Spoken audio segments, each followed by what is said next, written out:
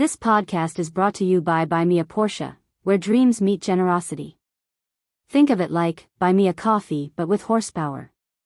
Support your favorite content creators by helping them upgrade from coffee runs to canyon drives. Make a personal donation at www.buymeaporsche.online and help turn our Porsche dream into reality. Check the link in our description below. Imagine everything you thought you knew about Jesus and early Christianity. What if it was just one version of a much larger, more complex truth? What if ancient stones and hidden texts are still whispering secrets from, 2,000 years ago, waiting to fundamentally shift our understanding? It's a fascinating premise. Today, we're embarking on a deep dive into archaeological breakthroughs, lost gospels, and profound symbolic meanings that will reshape your understanding of this pivotal period in human history. Yeah, pivotal is the right word. By the end, you'll gain a truly well-informed perspective on these ancient mysteries, discovering facets of the story most people never encounter. It's like getting behind the curtain, in a way. Think of it as a shortcut to being genuinely well-informed, complete with some surprising facts and insights that will hopefully keep you hooked. Definitely some surprises in store. Okay, let's unpack this. Before we dive into the more esoteric and textual mysteries, let's start with something solid literally. Good idea. Ground ourselves first. What has archaeology actually shown us about Jesus' world, providing a grounding for our exploration? Well, it's fascinating how the very earth beneath our feet has validated some long-debated historical details. Right. While also, interestingly, setting the stage for even bigger revelations that challenge established narratives. How so? Archaeology offers this tangible link to the past, often confirming the broad strokes of historical accounts. But sometimes it fills in crucial, overlooked details that truly bring the narrative to life. It gives it texture. And what a stage it is. Take, for instance, a monumental discovery made back in 1961 at Caesarea Maritima. Ah, yes, Caesarea, a key Roman site. Exactly. A city on the Israeli coast, once this magnificent Roman port built by Herod the Great. Archaeologists were excavating near the ancient amphitheater. Impressive structure. The massive stone structure, gladiators, plays, the whole Roman scene. And amidst the rubble, they uncovered this seemingly, innocuous limestone block. Doesn't sound like much at first. On its own, maybe not headline news, but this wasn't just any stone. It bore an inscription. The crucial part. A formal dedication to Emperor Tiberius from a very specific individual. Pontius Pilate, prefect of Judea. And that's precisely it. Before this find, Pontius Pilate was primarily known through the New Testament Gospels, Where he presides over Jesus' trial, famously. right, and a few other contemporary accounts, like Josephus, the Jewish historian, and Tacitus, the Roman one. But no physical proof. Exactly. While those texts provided narratives, there was no independent physical archaeological evidence from his own time and jurisdiction confirming his existence as the Roman governor of Judea, let alone his exact title. So this stone, This Pilate stone changed everything. It provided the first undisputed physical proof, a solid, tangible artifact. wow. It confirmed not only that he was a real historical figure, but also his precise title, prefect of Judea, and his official jurisdiction. And that matches the Gospels. Directly.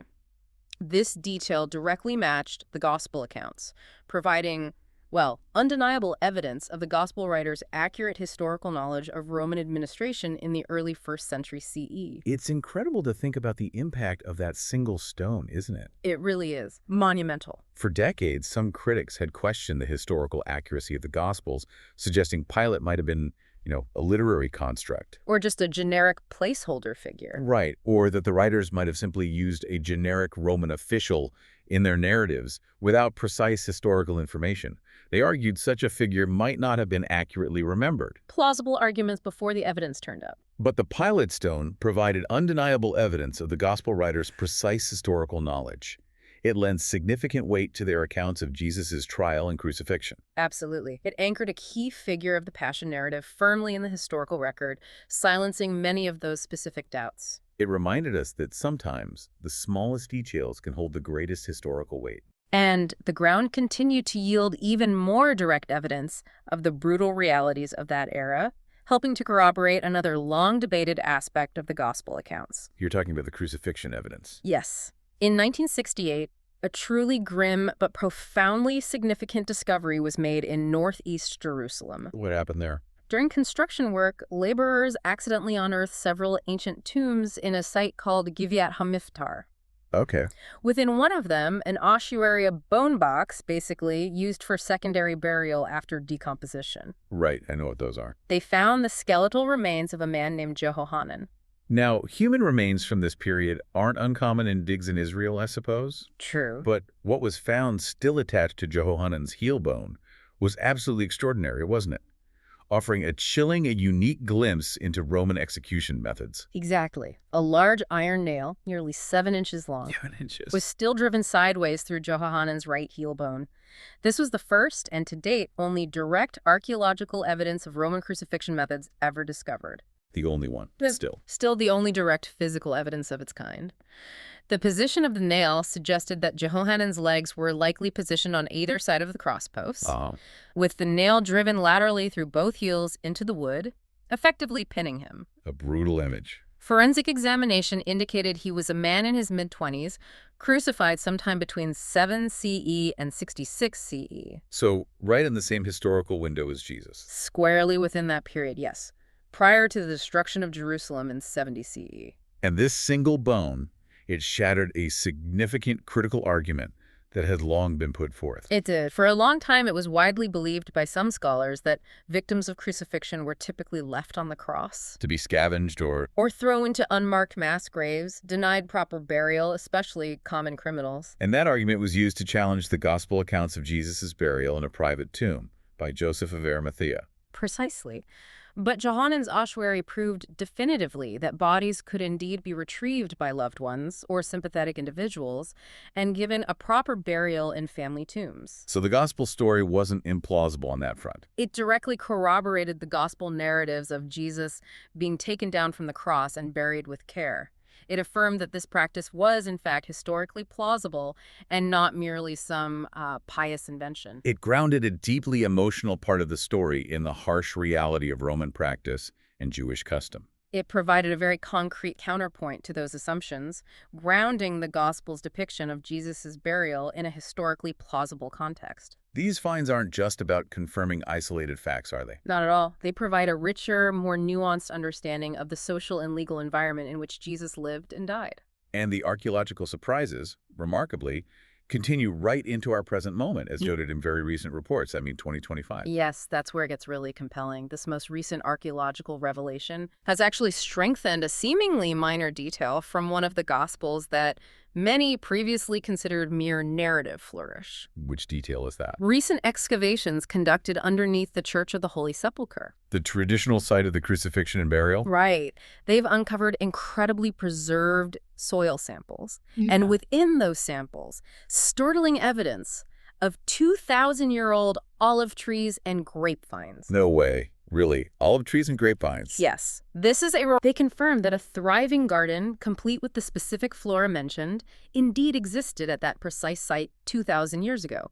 It transforms an easily overlooked detail into a potent piece of historical evidence. It really makes you pause and appreciate the meticulousness of the ancient writers, doesn't it? It does. That kind of detail. Once easily dismissed as narrative flourish or theological embellishment. Now stands as a testament to the grounded reality of these ancient stories. It suggests a direct connection to the environment and landscape of the time. Not some later detached retelling. Exactly. And beyond these headline-grabbing finds, there's also broader supporting archaeological context. What else? For example, early Christian cave inscriptions from the 2nd and 3rd centuries CE, found in various sites across the Near East. What do they say? Often simply reading, Jesus is present or Christ is here. Terse yet profound messages. Shows an immediate connection. Very early on, often in places where early followers gathered, perhaps in secret, reflects a nascent faith quickly taking root. And there's that model of Jerusalem too, right? The 1st century Jerusalem model. Yes, it's massive, intricately detailed, housed at the Israel Museum. What does it help with? Walking around this incredible model helps us visualize and understand the complex urban landscape, the monumental temple, residential areas, the paths Jesus and his disciples would have walked. What is it all in context? It puts his life, his teachings, the events of his passion into a tangible spatial context, brings the stories off the page into a vivid, reconstructed reality. So these discoveries, from Pilate stone to the garden's ancient flora and the city's reconstruction. Collectively, they solidify many aspects of the traditional historical narrative. They provide a bedrock of factual confirmation for the context, geographical, political, cultural, in which Jesus' life unfolded. Tells the story of a grounded historical figure. Definitely. So we firmly planted Jesus within the historical and archaeological record. Yeah. But here's where the narrative takes a fascinating turn. The plot thickens. While archaeology confirms some aspects of the traditional narrative, other groundbreaking discoveries just exploded our understanding of what early Christianity actually looked like. Right. Revealing a far more diverse and, frankly, vibrant landscape of belief than we typically imagine. It wasn't just one thing. Indeed. If we connect this to the bigger picture, these hidden texts show a dynamic, often fiercely debated early Christian movement. Debated how? About the nature of Jesus, the path to salvation, the structure of the community. It was messy, and it was ultimately reshaped and, in some cases, actively suppressed by emerging power structures. So we lost some voices. They force us to reconsider the idea of a monolithic early church and instead glimpse a whole spectrum of beliefs and practices. And the spark that ignited this explosion of understanding came kind of unexpectedly, right? On a crisp December day in 1945. The Nag Hammadi discovery, a game changer. Picture this. A local Egyptian farmer, Mohammed al-Saman, doing something pretty routine digging for sebach, that natural fertilizer. Common practice there. Near the upper Egyptian town of Nag Hammadi. As his shovel bit into the earth, it struck something hard. Not just earth or stone. A ceramic jar. Right, his first thought. Right. Buried treasure? Maybe gold. Understandable reaction. But inside, he found 13 leather-bound codices, ancient books, containing 52 texts. An incredible find. Most of them Gnostic Christian writings. Carefully sealed, buried, hidden for over 1,500 years, surviving the desert sands when everyone thought they were lost forever. The Nag Hammadi Library, as it came to be known, was just a watershed moment in biblical scholarship and the study of early Christianity. Why so significant? Before this discovery, Gnosticism, this complex, diverse, mystical movement within early Christianity, was primarily known through the writings of its opponents. The church fathers who condemned it as heresy. Exactly. We only had their criticisms, often caricatures and fragments of Gnostic ideas, quoted just to be refuted. So a biased view. Very biased. Suddenly, with Nag Hammadi, we had the actual writings of the Gnostics themselves. Direct, unfiltered insight into their beliefs, their understanding of Jesus, their spiritual practices. It was like suddenly finding the other side of a long, silent conversation. Precisely. And among these 52 texts was one that really stands out for its direct challenge to traditional narratives. The Gospels of Thomas. Ah, Thomas. Always sparks debate. It's not a narrative gospel like Matthew, Mark, Luke, or John, is it? No, it's a collection of sayings, 114 sayings attributed directly to Jesus, often presented as his secret teachings. Its opening lines are immediately striking. These are the hidden words that the living Jesus spoke, and Didymus Judas Thomas wrote them down. That emphasis on hidden words, secret teachings, it implies a deeper, more esoteric understanding of Jesus' message. Available only to those ready to seek it out. That's the implication. For those with ears to hear, so to speak. And the Gospel of Thomas presents a Jesus who emphasizes personal enlightenment, right? And the immediate internal reality of the divine. Yes, rather than an external, future-oriented kingdom. Take saying 113, for example. What's that one? The disciples asked Jesus when the kingdom of God would come. His response is profound. The kingdom will not come by watching for it. So don't just wait around. Rather, the kingdom of the Father is spread upon the earth, and people do not see it. Wow. Spread upon the earth, but people don't see it. It directly challenges the idea of a future external kingdom or a literal second coming. Instead, it suggests the divine realm isn't somewhere distant in time or space. Here, now. An ever-present reality that one must learn to perceive through inner transformation, a shift in consciousness. It's not about waiting, it's about seeing. That's a huge shift from the traditional understanding, isn't it? It moves the focus from waiting for an external event to an active internal search, a journey of recognition. It does. Reminds me of that line you mentioned, the greatest journey is the one within. Yeah, and this internal mystical approach is characteristic of Gnostic Christianity, which offered these alternative interpretations. Absolutely. Gnostic Christianity, derived from the Greek word gnosis, meaning knowledge or insight, emphasized this personal enlightenment, a direct, intuitive spiritual experience.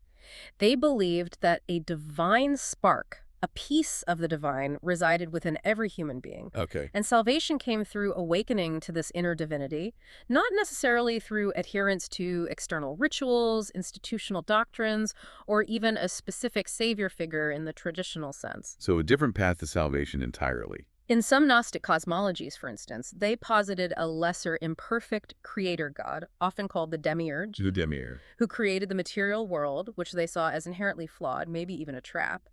The true transcendent God, they believed, was separate and unknowable except through this inner gnosis. That's radically different. This mystical and experiential form of Christianity was often more diverse, less dogmatic, and significantly more egalitarian. Oh, so egalitarian. It often elevated women's roles in spiritual leadership to a degree unheard of in later Orthodox Christianity. And this stands in stark contrast to the hierarchical, dogmatic, and increasingly patriarchal form of Christianity that eventually became Orthodox. A very sharp contrast. This brings us to a figure whose story has been drastically reshaped over centuries, often to her detriment. Mary Magdalene. Ah, Mary Magdalene. A prime example of how narratives can be manipulated. Her traditional portrayal versus what the Gospels actually say. It's a huge disconnect. It really is, particularly when gender and power are involved. For centuries, she's been portrayed as a reformed prostitute, a sinner redeemed at Jesus' feet. But that has no basis in Scripture, does it? Absolutely none. This conflation was explicitly introduced by Pope Gregory the Great in a homily in 591 CE. 591 CE. That late. Yes. He identified Mary Magdalene with a sinful woman mentioned in Luke's Gospel, the one who tearfully anointed Jesus' feet. It was a deliberate act of recharacterization, effectively marginalizing a powerful female figure. Yeah, if you look at the canonical Gospels, a very different picture of Mary Magdalene emerges. Completely different. One of profound loyalty and spiritual authority. She's consistently depicted as one of Jesus' most steadfast followers.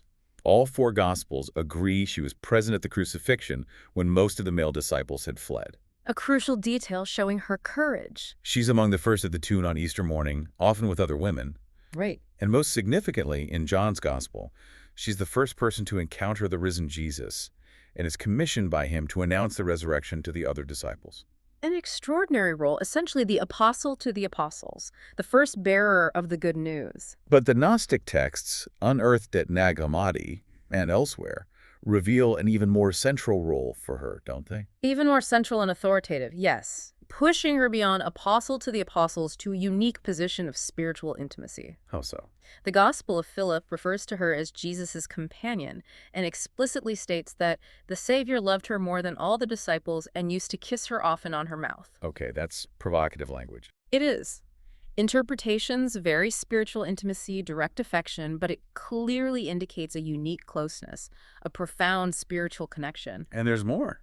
Even more powerfully, the Gospel of Mary portrays her receiving special esoteric revelations directly from Jesus after his resurrection. Revelations just for her. And then, astonishingly, teaching and consoling the other disciples. And here we hear Peter objecting. What does Peter say? He says, "Did he really speak privately with a woman and not openly to us? Are we to turn about and all listen to her?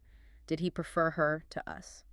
Wow. That objection from Peter really highlights the underlying tension, doesn't it? Absolutely. It shows the patriarchal discomfort with a woman holding such spiritual authority and privileged knowledge. A discomfort that would eventually win out as the church became more institutionalized. Sadly, yes.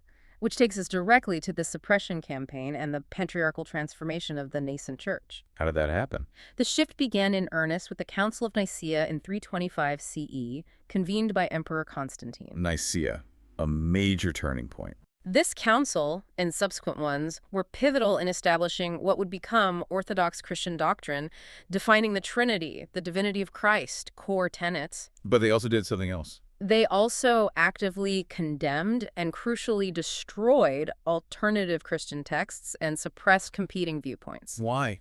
What was the motivation? The why is deeply intertwined with power and politics. When Christianity, after centuries of persecution, merged with imperial Roman power under Constantine, A huge shift. From persecuted to privileged. the diverse mystical movements emphasizing personal spiritual authority became incompatible with the need for a hierarchical institutional church. Why incompatible? An empire needed a unified religion to help maintain social order. A religion encouraging individual revelation and questioning centralized authority was just too disruptive. Orthodoxy provided cohesion. Exactly. Gnosticism offered too much spiritual autonomy for an empire's needs. It's fascinating to consider what was lost, not just different theological perspectives, but the very real leadership roles of women. That's a crucial part of the story.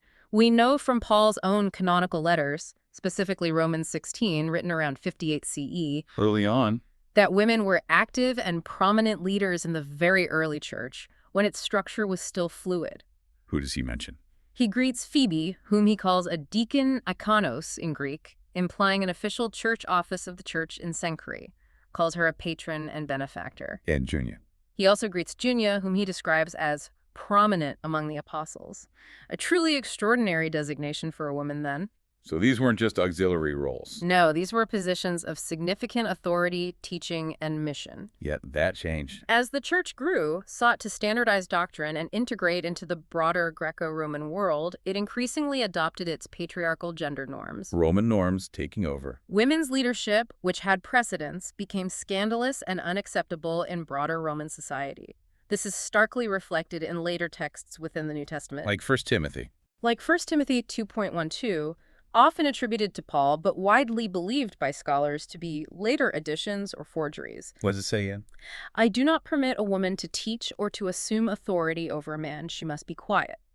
A dramatic, deliberate theological and social shift. A clear counter-narrative to the earlier evidence. Yes. And the formal institutionalization of this suppression reached a critical point with the Council of Laodicea in 363 CE.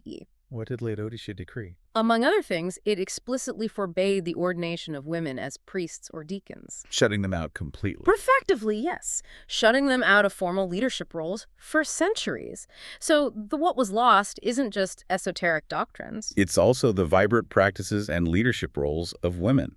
Systematically purged from official Christian history, leaving us with a vastly incomplete and gender-imbalanced picture of the first centuries. Makes you wonder how different the church might have evolved if those voices hadn't been silenced. It really does. These lost voices shed light on a very different past, revealing this diversity.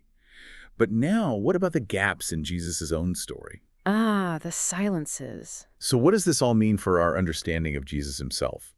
We've seen glimpses of what was suppressed, but what about the parts of Jesus' life that were never recorded at all? This raises an important question.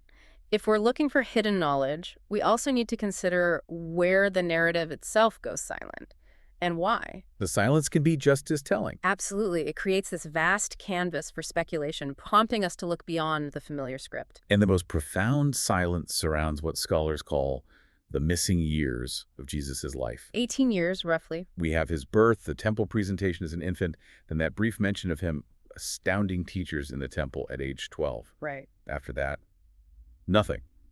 The canonical Gospels are virtually silent until he emerges for his public ministry around age 30, almost fully formed. All they say, rather vaguely, is that Jesus increased in wisdom and stature and in favor with God and man. That's it, for nearly 2 decades. It's like reading a biography with 18 blank chapters right in the middle. This significant gap has, understandably, fueled centuries of speculation and alternative theories, most notably, perhaps, the India connection theory. The idea that Jesus traveled east. Yes. The origins trace back to Nicholas Notovich, a Russian journalist and adventurer. In 1894, he claimed to have discovered ancient Tibetan manuscripts at Hemis Monastery in Ladakh, India. Tibetan manuscripts about Jesus. These manuscripts, he asserted, detailed the life of a figure named Isa, whom he identified as Jesus of Nazareth. Okay, that's a huge claim. What did the manuscripts allegedly say? The narrative Notovich presented was captivating. According to his claims, Isa, a young man from Israel, traveled eastward at age 13 on a spiritual quest. 13. So young. Supposedly spent 6 years in India studying the Vedas with Hindu priests, delving into their sacred texts, philosophies, spiritual disciplines. Wow, then what? Then the story goes, he ventured further, learning Pali, mastering Buddhist texts, traveling through various regions, including Persia, encountering Zoroastrianism there, presumably. Before eventually returning to Palestine at age 29, bringing with him this rich tapestry of Eastern spiritual knowledge. It's a grand vision of a universal spiritual education. And is this theory bolstered by anything? Like, could he even have made such a journey? Well, the argument often made is that ancient trade routes, particularly the Silk Road network, could have facilitated such extensive eastward travel. The Silk Road wasn't just for goods. No, it was a vibrant conduit for ideas, philosophies, spiritual teachings, connecting the Mediterranean with Central Asia, India, and beyond. So the geographical possibility, while difficult, certainly existed. Like an ancient digital nomad absorbing wisdom. Something like that, yeah. Imagine the cultural exchange. And what's particularly intriguing, regardless of whether Nautovich's specific claims are true, Right, the historical accuracy is debated. are the numerous Buddhist-Christian parallels people point to. Yes, those parallels are undeniable and fascinating. For example, when Jesus says, "Blessed are the poor in spirit, for theirs is the kingdom of heaven." There's a remarkable resonance with Buddhist teachings on detachment from worldly desires and the Hindu concept of surrendering the ego. Seeking inner riches over material ones. Absolutely. And the idea of the kingdom of heaven within you finds a powerful echo in the Buddhist concept of Buddha nature, the inherent enlightened nature present in all beings, waiting to be awakened. So, similar core ideas. Both traditions emphasize compassion, nonviolence, think turn the other cheek, paralleling Buddhist non-retaliation, and recognizing the often illusory nature of material attachment and worldly suffering. Ethical teachings, too, like the Beatitudes. Many ethical teachings share significant common ground with the Eightfold Path of Buddhism and Hindu principles, the focus on inner peace, mindfulness, the transformative power of love. It feels like a common stream. However, there's a scholarly debate here, isn't there? Oh, absolutely. Yeah. Mainstream academia largely rejects Nautovich's claims, primarily because his manuscripts have never been independently verified. Scholars who later visited Hemis Monastery or reviewed its archives haven't found these specific texts. So, no corroboration. Plus, Nautovich's account contains several historical inaccuracies and anachronisms that raise questions about its reliability. It's often categorized more as spiritual legend than historical fact. Okay, so the direct proof isn't there. Yes, the mainstream view remains cautious.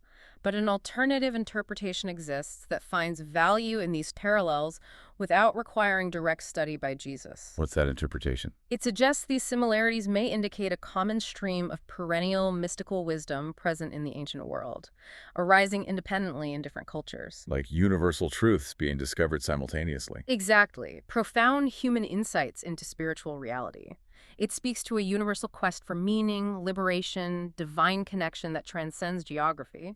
Perhaps the greatest truths are simply rediscovered, like different languages describing the same mountain. That's a beautiful way to put it.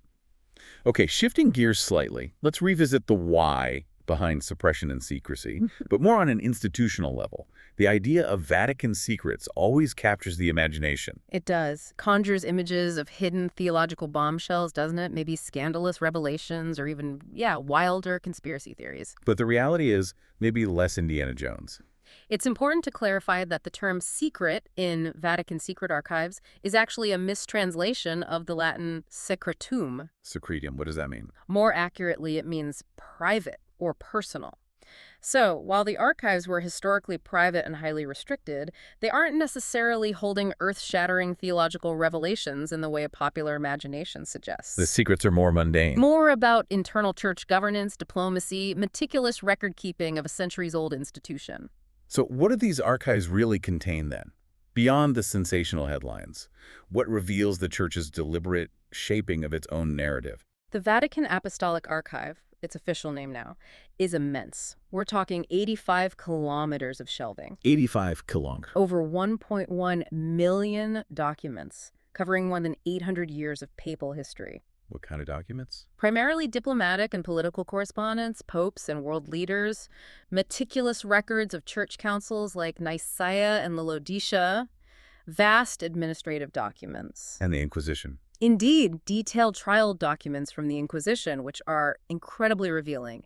And, crucially for our discussion, vital records about the formation of the biblical canon. How the Bible itself was put together. Exactly. The protracted process which books got in, which were excluded, often with detailed justifications. So while maybe not holding, alien body, Likely. the archives do hold a history of how the Church shaped its narrative and suppressed alternatives. That's the key point. Recent openings, like Pope Francis opening the archives related to Pope Pius XII in World War II in 2019. Right, that was big news. have provided fascinating insights into the Church's diplomatic and political actions, consistently showing the secrets are largely historical, administrative, political, not theological in a way that overturns core doctrines.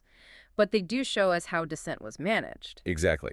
And what's truly relevant to our discussion of suppressed documents and lost Christian writings Is that the archives do contain extensive records of how the institutional church dealt with alternative Christian movements throughout history. Can you give an example? For instance, thousands of documents relating to the Albigensian Crusade in the 13th century, the systematic elimination of the Cathar Christians in southern France. The Cathars. What do they believe?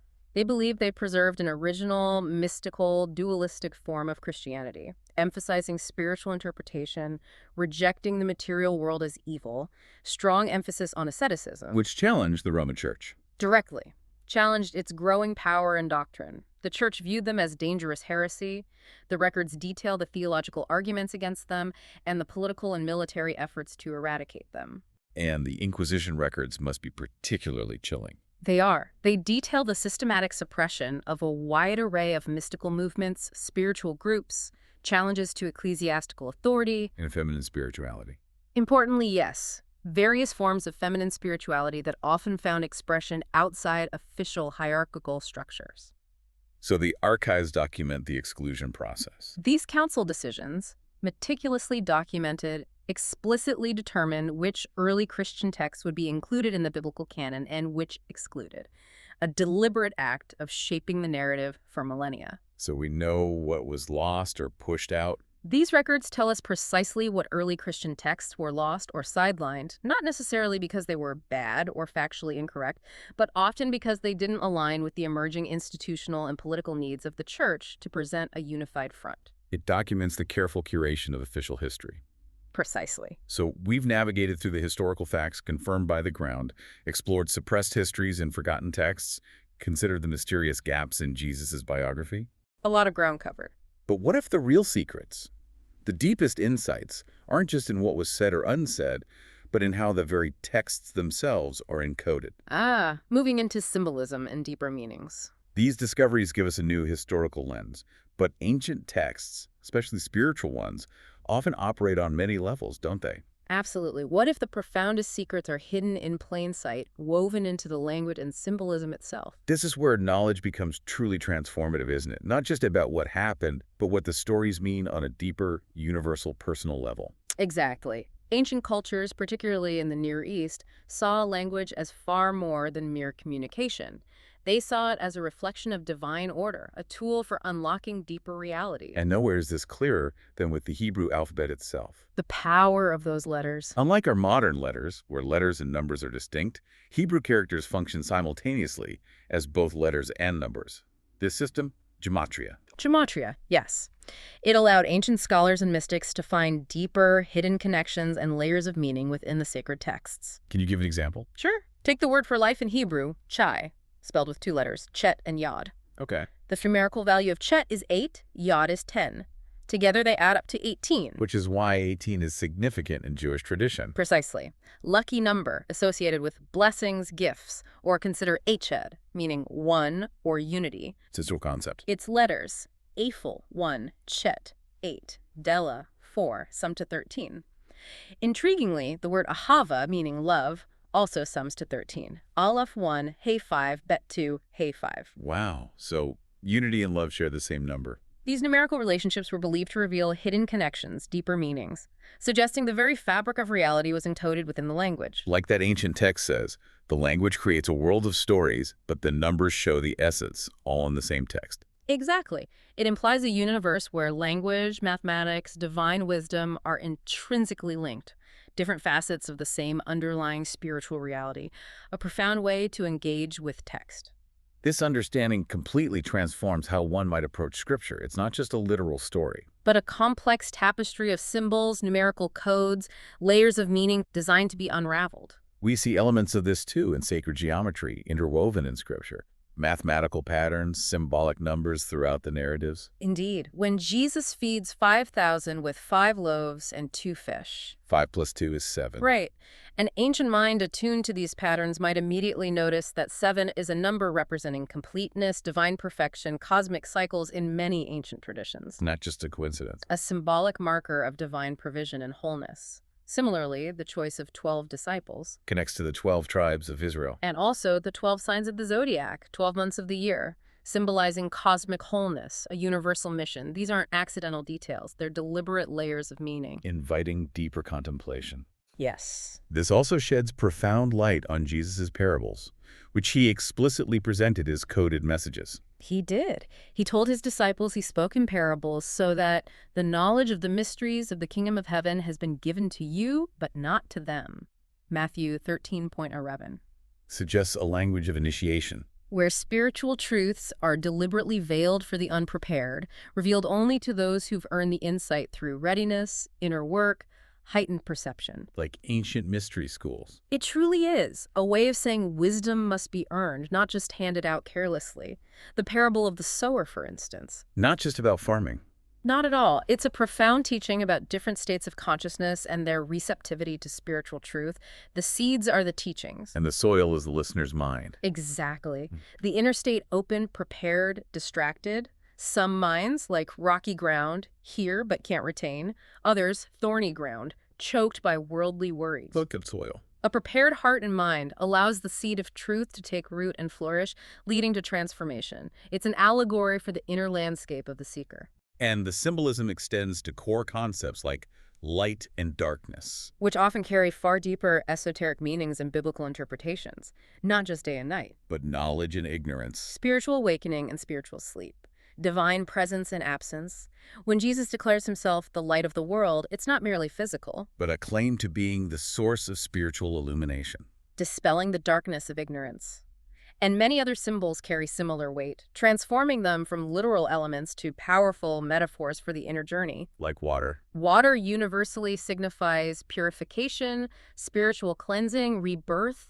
Think of baptism not just as external ritual, but symbolic walking away of the old self to be spiritually reborn. And bread. Bread isn't just physical sustenance. It symbolizes the nourishment of consciousness itself, the divine food for the soul. Spiritual truth that sustains and transforms. Even the crucifixion. Even the crucifixion, a central, profoundly impactful image, takes on an esoteric meaning. It's a metaphor for the death of the ego, the old conditioned self. Leading to the birth of a new spiritual consciousness. Paul beautifully encapsulates this in Galatians.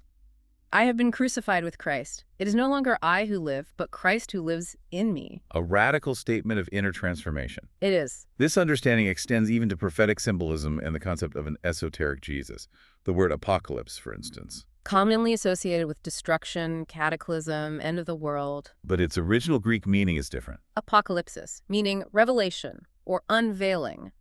Lifting the veil that conceals a deeper reality. Revealing what was hidden. So end times might not mean the end of the physical world. In this esoteric context, not necessarily. More like the end of illusion, an awakening to divine consciousness, a profound shift in perception where reality is seen for what it truly is, beyond the veil. Jesus himself hinted at this. In the Gospel of Thomas, yes. He articulates this mystical revelation. If your leaders say to you, "Look, the kingdom is in the sky," then the birds of the sky will precede you. If they say to you, "It is in the sea," then the fish will precede you. Rather, the kingdom is within you and it is outside you. Pushes beyond any external understanding.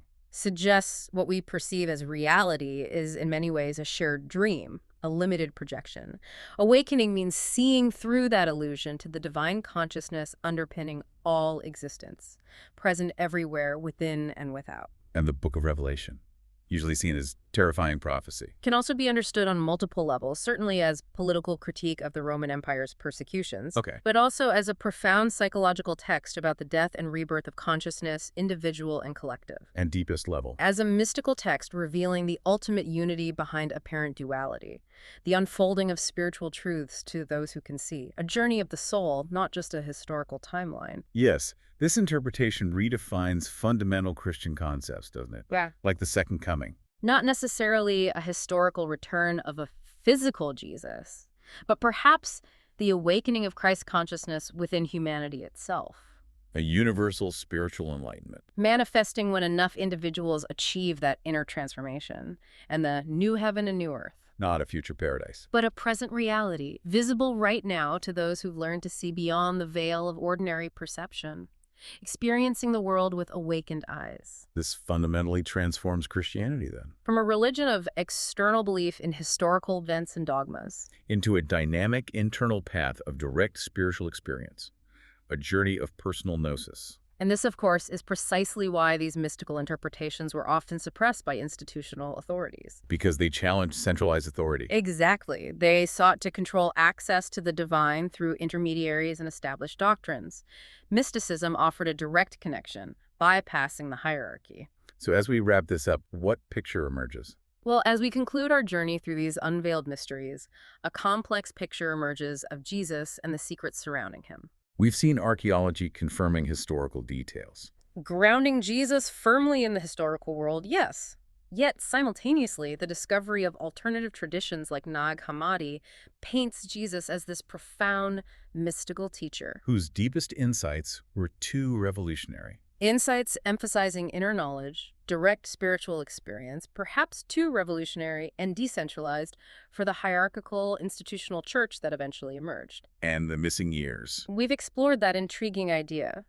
Regardless of the specifics of the India connection, it points to a teacher who either drew from or reflected a universal stream of spiritual wisdom transcending cultural boundaries. And early Christianity itself. We understand now it was far more diverse, egalitarian, and mystical than the version that ultimately survived, shaped by political and cultural forces, often at the expense of women's leadership and esoteric doctrines. So Jesus becomes more than just historical. Ultimately, we see Jesus not just as a historical figure, but as a living symbol of human spiritual potential, embodying what we all might become if we learn to see beyond the veil of ordinary consciousness, embracing the invitation to inner transformation. The real secret, then, isn't just in suppressed texts or discoveries. No.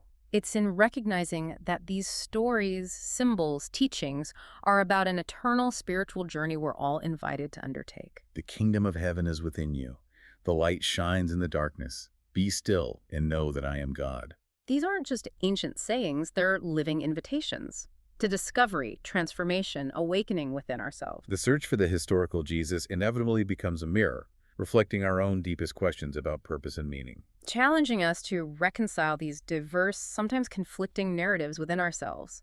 Perhaps the ultimate secret isn't just what was found, but what it asks of us to truly see and understand. and perhaps that was always the point. Thank you for joining us on this incredible deep dive into Jesus and the unveiled biblical mysteries. We really hope this exploration has given you some new perspectives and sparked your own curiosity to look deeper. Hopefully so. Next time, we journey into another ancient puzzle, exploring what happens when science confronts spirituality in the search for universal truths. Ooh, that sounds fascinating. You won't want to miss our next deep dive where we uncover secrets that have been hidden in plain sight for centuries, challenging everything you thought you knew about the very fabric of reality itself. High stakes. Make sure you're subscribed so you don't miss that unveiling.